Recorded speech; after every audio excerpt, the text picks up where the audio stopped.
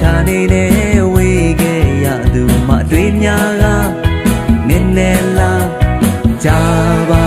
ပြီကွယ်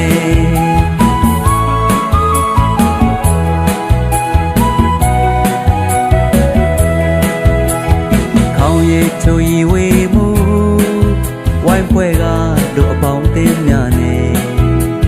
လက်ခုပ်တွေ့တီးဖို့ကွယ်တစ်ခေါင်းလောက်ပြန်ရောက်ဖို့ရဲ့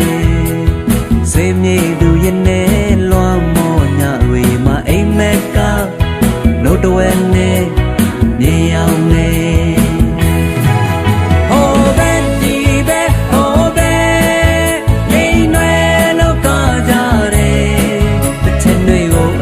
ဆိုရင်နဲ့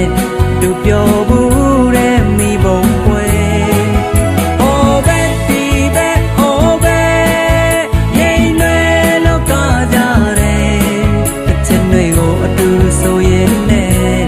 တောင်ပေါ်ညာတညာမို့အလင်းမဲ့